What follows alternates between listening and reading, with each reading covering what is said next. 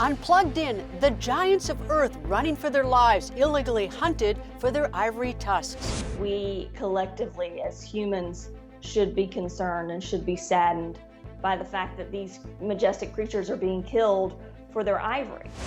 Travel deep into the forests of Gabon with VOA Pentagon correspondent Carla Babb, documenting the work of U.S. Special Forces to help protect the elephants. Oh, it's very clear when you're around them that they're extremely emotional and very, very sensitive. They mourn their dead. We have footage of them. Plus, actress Kristen Davis on her work raising awareness of poaching for ivory. Unplugged In, protecting the elephants. Hello and welcome to Plugged In. I'm Greta Van Susteren, reporting from Washington, D.C. Wildlife protectors say more than 20,000 African elephants are killed by poachers every year. In the Zambezi Valley of Zimbabwe, the elephant population at the UNESCO World Heritage Site shrunk from 20,000 to 12,000 in the last 20 years. Gabon is home to more forest elephants than anywhere else in the world. VOA Pentagon correspondent Carla Babb embedded with a group of U.S. Special Forces that went deep in the forest to train Gabonese anti-poaching soldiers working to protect the remaining elephant population. Here's part one of her documentary.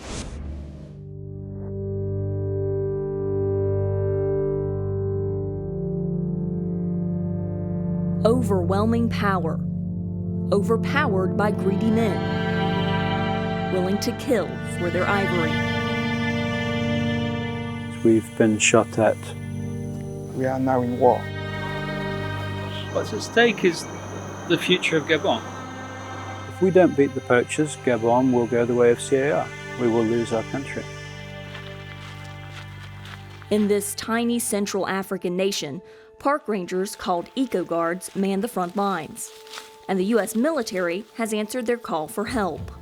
We not only help them preserve the wildlife, but at the same time we're disrupting criminal organizations and we're helping them develop a better future.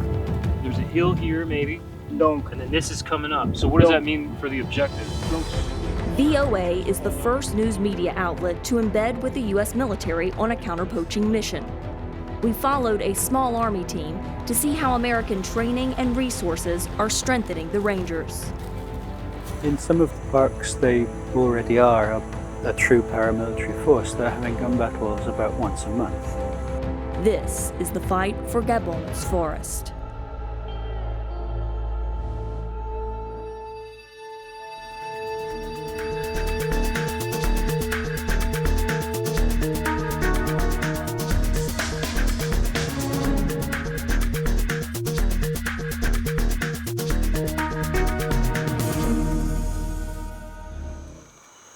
Pull the leaf out there. It's like asparagus.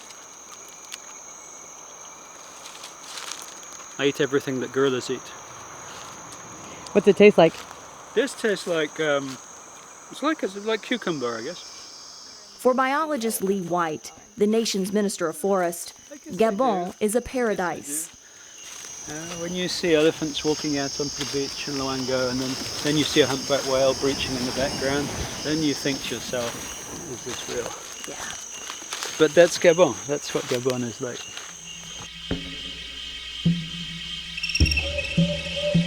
Gabon is home to more forest elephants than anywhere else in the world.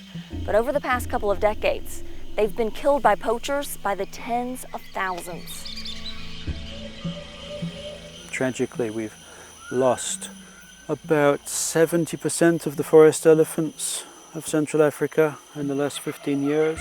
But between Gabon and northern Congo, we're the only places that are really hanging on. Gabon's vast rainforest cover almost the entire country, making it a perfect home for the African forest elephant. Unlike their cousins that thrive in the savannas of eastern and southern Africa, forest elephants of West and Central Africa are smaller, with straight tusks rather than curved ones to better maneuver in dense trees and underbrush.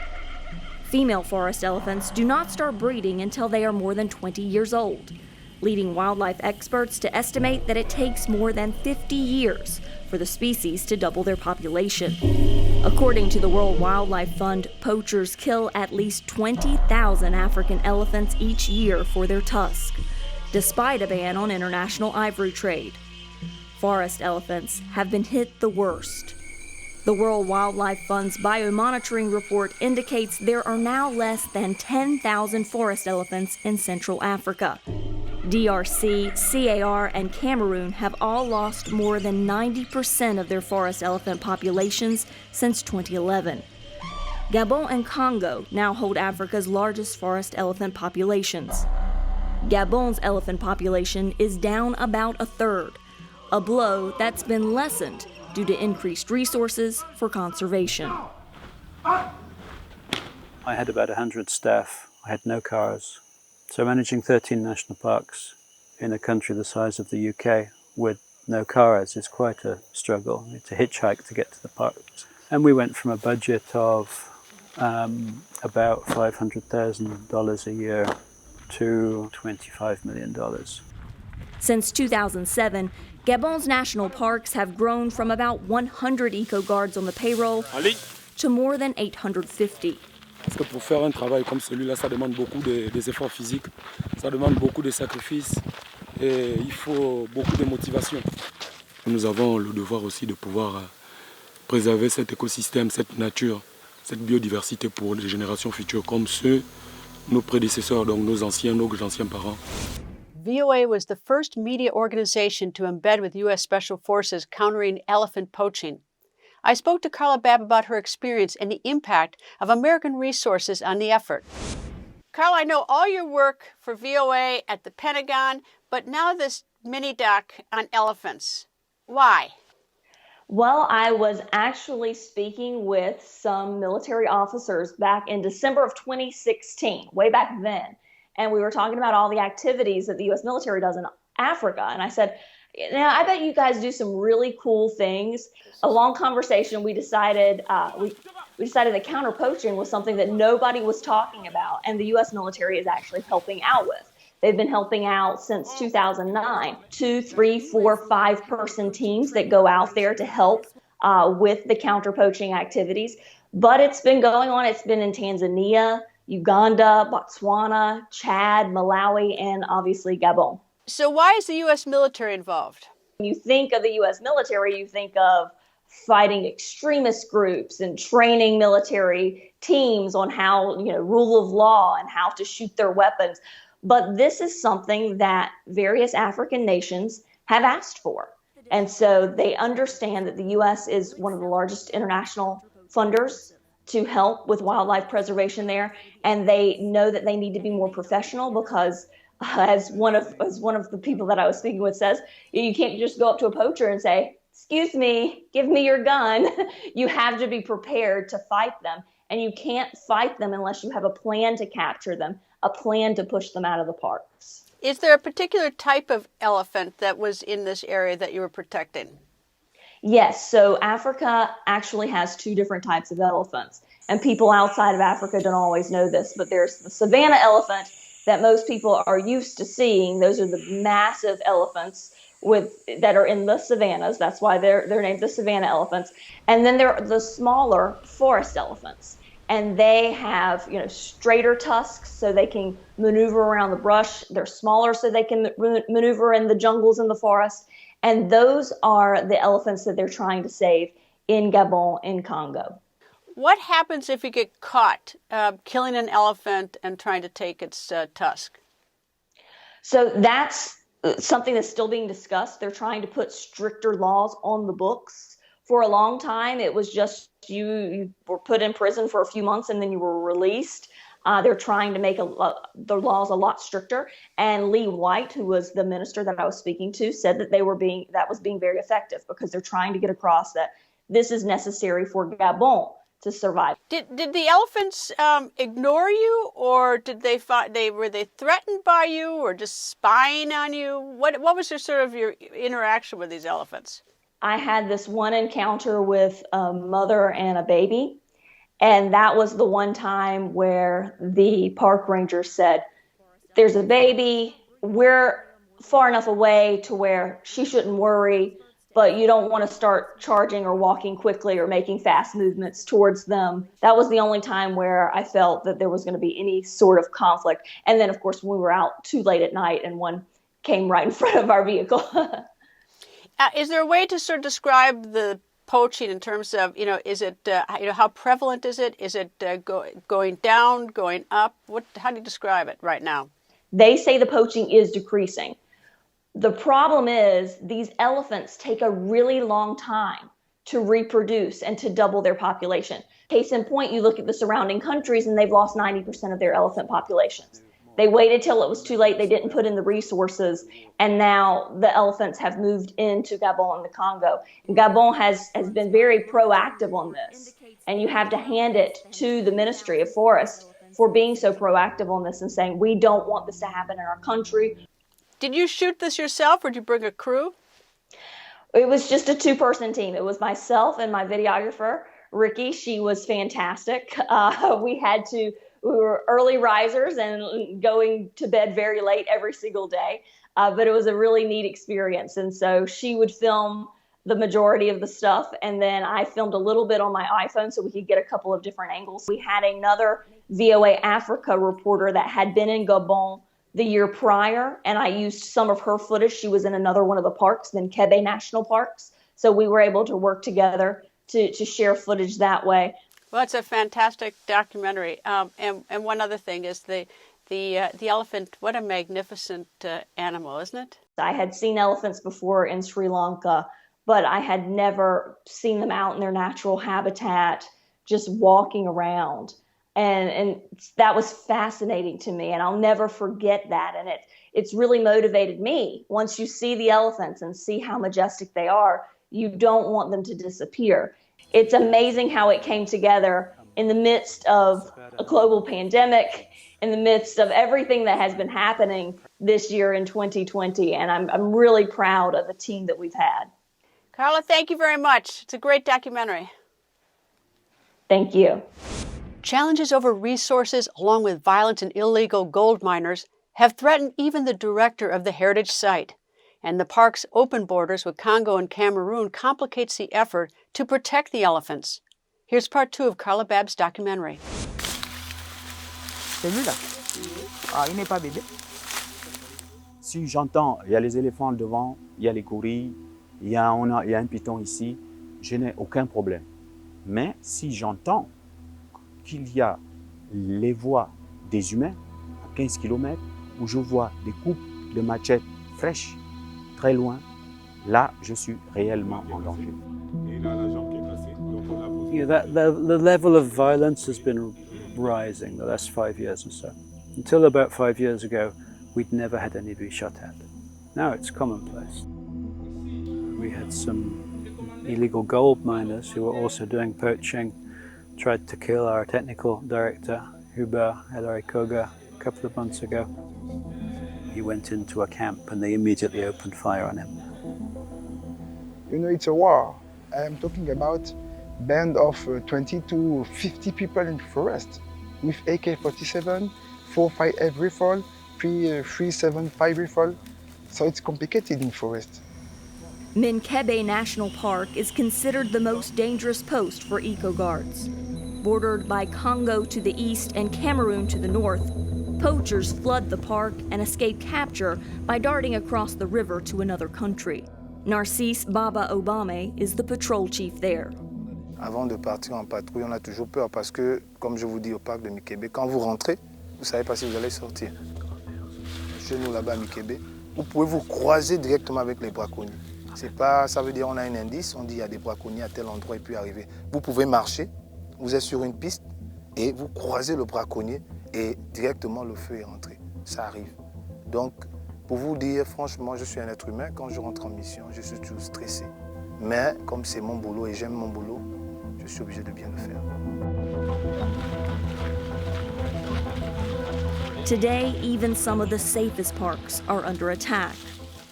The Cameroonian poachers are now at the north of Lopé, so at 40 kilometers from here, and at the north of Ivindo National Parks.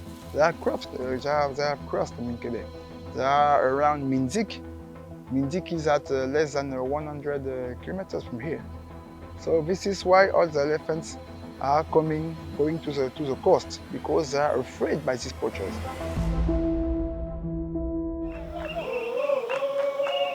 As a new day in Lope begins, this cadence brings hope. Because these eco-guards are training to be the leaders of the counter-poaching fight.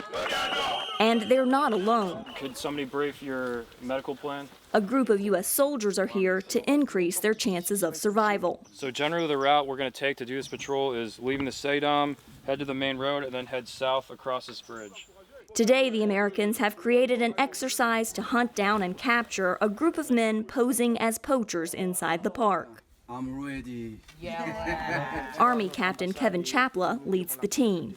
But if an injury does happen in real life, all the training stops. So I would just advise you guys to watch where you're stepping. We've seen like giant snakes down there. So if you get bit by something, just bring it to our attention and we'll proceed accordingly. So right now our training patrol they're about 200 meters from the objective, the suspected camp of about 4 poachers. And from here, they're probably going to send out a recon element, see what they can see, come back, develop a plan, and then raid the suspected poaching camp.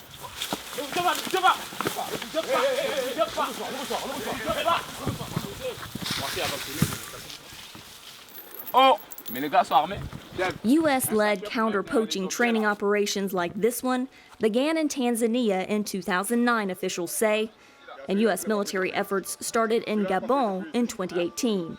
Our core mission really is to build the capability of our African partners through training. So anything that is criminal in nature has the capability to have linkages with violent extremist organizations and impact the ability of the government to get the critical programs and development to the people wherever they may be at.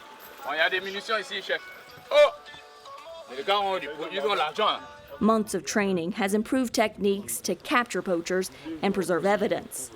J'enlève les chaussures pour essayer de vérifier s'il n'y a pas de papiers cachés ou des informations qui peuvent nous mener à bien notre mission. And first aid training is in high demand as poachers push deeper into Gabonese land. Conservationists in Zimbabwe say it has been 12 months since an elephant was killed. They say a drop in tourism because of pandemic travel restrictions has not resulted in an increase of poaching there. Actress Kristen Davis is dedicated to inspiring change and raising awareness to stop illegal poaching. I spoke to Kristen about her work with a wildlife trust in Kenya. Okay, Kristen, who is Chaimu? Chaimu is actually an elephant that my friends and I found who had been orphaned in Kenya. And we were with an ecological group, a conservation group, and an elder, a Maasai elder, came out and said, "Oh, a baby elephant is lost." And everyone knows that they can't survive alone. And we spent a few days searching for this baby elephant who was terrified. This is in 2009. And finally, we found her, and we called the Sheldrick Wildlife Trust because everyone in Kenya knows that they know how to raise baby orphaned elephants and re-release them back into the wild, which of course is so important. And luckily, she ended up there. We got her there, and she now lives back in the wild in Kenya in a national park. Where was Chaimu's mother? What happened to her? She was probably killed. We never found her body. It was right near the border with Tanzania. And in 2009 is when the elephant poaching crisis rose again. We had dealt with it in the 70s and 80s, and then because of the complicated thing with CITES, the International Board of Wildlife Trade, there was another kind of uptick where people realized they could make money on the illegal market by selling tusks. So there was a really huge crisis, and again, elephants were almost completely extinct at one point. So we are on the upswing from that. Is she still at the Wildlife Trust? Is she still there? She's in the wild now. They get to decide. The elephants decide themselves when they're ready to go live back in the wild. It's kind of a process. So she moved from the nursery to kind of the intermediate rehabilitation center, which is out in the huge national park called Tsavo. And then eventually she's a very plucky girl, my Chaimu, very, very headstrong. And she and her friend Kilaguni, whose tail had been bitten off when he was alone by hyenas, They're best buddies, and they went out into the wild together, but they come back and they visit their human family often, especially during the dry season, because they know they can get water from the trust. And the trust also has a number of anti-poaching teams that monitor the park to try to keep them safe once they're living in the wild. One of the things I read is that scientists are unsure, but they think that the elephant may weep, that an elephant grieves, an elephant cries. Oh, yes. Oh, yes. Oh, it's very clear when you're around them that they're extremely emotional and very, very sensitive. They mourn their dead. We have footage of them. If the bones of a loved one are there, they stand for days and touch the bones, and you can see they have tear ducts, and sometimes it means they're excited. It can mean a lot of different things to see the kind of, it looks like they're crying, but they do that also if they're happy, so you can't always know. But if they're touching the bones of their loved ones and feeling those feelings, you can pretty much tell that they're mourning. I mean, just being around them, even, you can feel a lot of their feelings. They communicate in a vibration that we can't hear, but we can feel. So sometimes when you're around them, you just go into this kind of meditative state that you're feeling all of their communications. It's very magical. They're the most magnificent, beautiful animals. And so now I want to turn to the question that's very upsetting to me: poaching. What's the story with the poaching now in Kenya and in Africa with these elephants? Has it pretty much been stopped, or is it raging again? So unfortunately, poaching is still happening in an illegal way, mostly. Though there has been a lot of success, like for instance, Kenya, our poaching in Kenya, I think it's down, I want to say 40 or 50%. And that's because of a private-public partnership. And America has actually been very helpful in terms of, we sent people from our Wildlife Fish and Game and our State Department to the ports in Kenya to help educate them about being able to track and find these illegal shipments that were happening. So because of the private-public partnership, it's really come down a lot. But I don't know that the government could have afforded to basically wage a war, which is what it is like, by themselves. So it takes the conservation groups, which is, of course, funded by people like us, hopefully when we can. And then there's countries like the Congo, where because of the unrest, they really are just on the front lines. I mean, I would say every other month rangers are killed. It's tragic.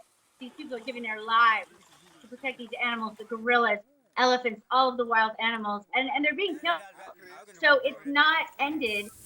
It's different in each country depending on the government and what they're able to do, and the unrest, that may crop up. So unfortunately, it's not over everywhere.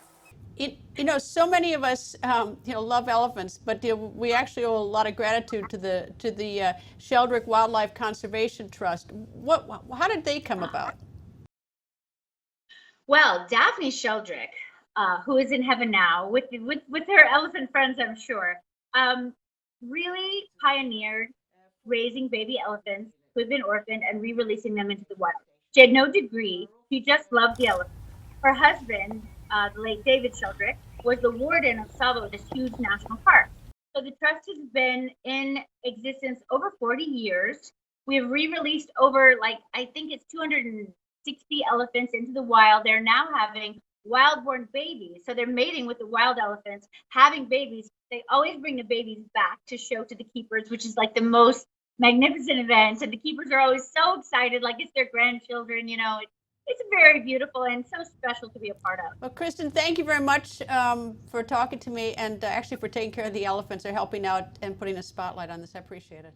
And thank you, Greta. Thank you so much for your giving us a platform, and your love for elephants means so much too. Teaching the future trainers is the goal of the U.S. mission in Gabon, creating professionalism within the ranks to fight the organized network of poachers and terrorists that scar the region. Back now to Carla to show us more about this mission. Here at Lope National Park, it takes about 4 hours to drive to the nearest hospital. It takes even longer from some of the other parks. So for these eco guards, this medical training could be the difference between life and death. Army Specialist Omar Soto is the team's medic. Out of the past 15 months, I think I've been here 11. My goal was to basically teach them how to identify injuries that are basically could potentially take your life the quickest. Give them the tools to basically, or the knowledge to address the injuries accordingly.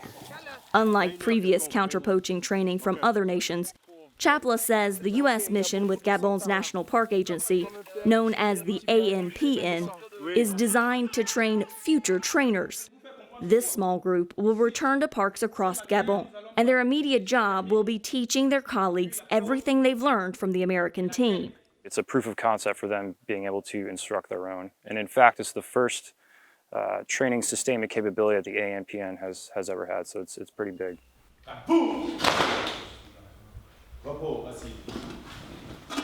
Je crois qu'il y a un grand monsieur de ce monde qui a dit qu'il est mieux d'apprendre à quelqu'un à pêcher que de lui donner du poisson. Nous aurons toujours besoin de la coopération, mais nous pensons que pour ça, il est bon que nous soyons plus ou moins autonomes.